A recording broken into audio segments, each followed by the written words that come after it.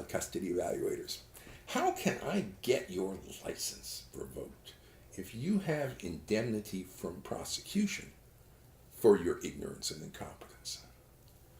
Well, Standard 1.04 says if I run across you, an ignorant, incompetent mental health professional who's in violation of professionals' ethics codes 2.01a, 9.01a, 3.04, I have obligations. The first obligation is to bring it up to you informally, to say, hey, you know what?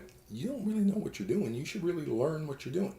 So in 2011, I filmed a set of YouTube videos. They're still up and around, and you can go watch them. 2011. Okay, so I gave the knowledge out there and said, okay, this is a professional knowledge. This is a pathology. That's one, informal. I then put up a lot of handouts on my website where parents can take these handouts to mental health professionals to educate them about what the nature of the pathology is. And you know what I get back when I hear back from parents? That you're too arrogant to learn stuff. Yeah, don't tell me what to do. And you're abusing these poor parents. That's how evil you are. You're abusing these poor parents by your arrogance. Don't tell me what to do, and I'm not here to be educated. I'm telling you what to do. That's that evil side of you. You abuse. Now understand the targeted parent. The targeted parent's a normal range parent. They love their kid. They've married to a narcissistic or borderline pathology that's twisting the kid up. Their beautiful, beloved kid is turning into this little monster. And they love this kid. That's their kid. Oh my God, they love this kid so much. And they just hate to see this kid twisted up into this little monster. And their whole childhood's being destroyed by the other parent who's twisting him all up. That parent, that targeted parent, is having their heart ripped out. Where's your empathy for that parent? That's what's so stunning to me. Oh my God. Custody evaluation. Custody evaluator. Where is your empathy for a targeted parent who is losing their beloved child? They haven't seen their child in 2 years. Oh my God, do you understand what that's like? Are you not a parent? Were you not a child who loved their parent? How would you feel if you were ripped from your parent for 2 years and hadn't seen them? Oh, you'd probably feel pretty good because you have attachment trauma in your background, do you? You don't understand what it means to love a child and what it would mean to lose a child. You don't get that. You don't understand what a child loves a parent and what it means to lose a parent. You don't understand that. What kind of messed up human are you? There's no empathy for... There's no empathy. I read your custody reports. There's no empathy. Haughty and arrogant attitude. No empathy. Grandiosity. You think you have the knowledge and ability to judge who's the better parent and who...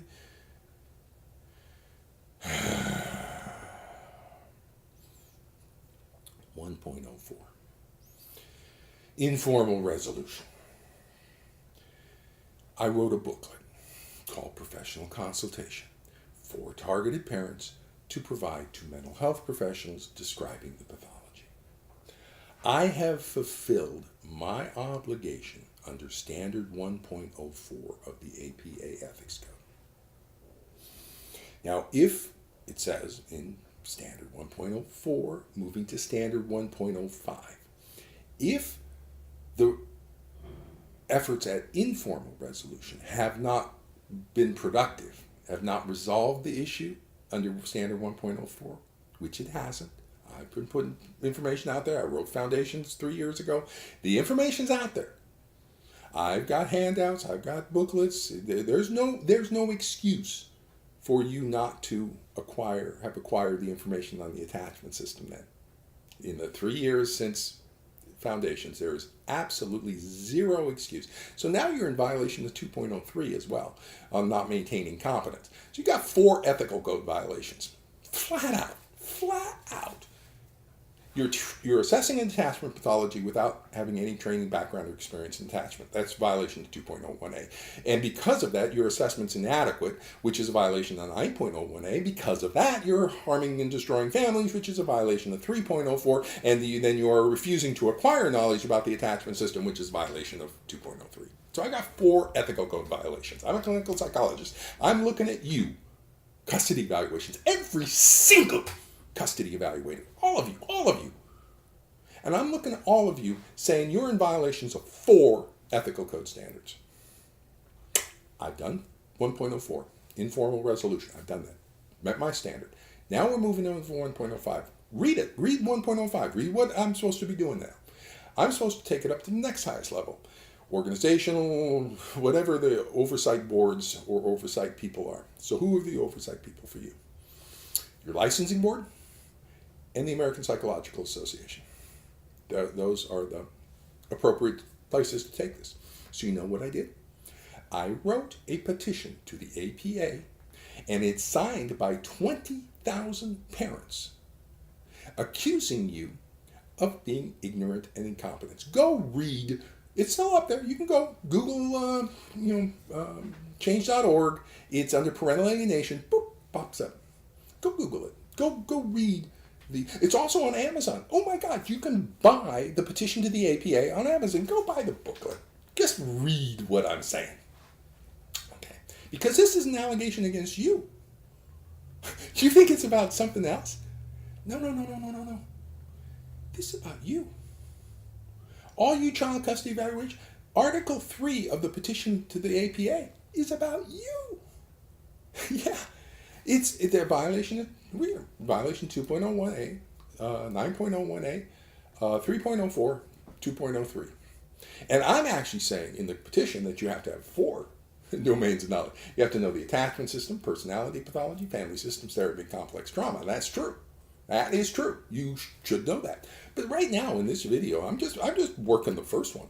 Just the attachment system. You're assessing attachment-related pathology. Do you know the attachment system? No, you don't. Do you have a background training in that? No, you don't. How do I know that? Because I read your custody evaluations. I know. If you knew it, you would apply the knowledge. You're not applying the knowledge. In fact, you're doing crazy, bizarre, wrong stuff. So I know you don't know what you're doing. So now we have a petition to the APA in there. I'm coming after you. It's going to take some time. Okay, it's not going to be easy. No. But what I'm hoping to cultivate is to awaken the APA to the fact that you guys are a bunch of charlatans and frauds.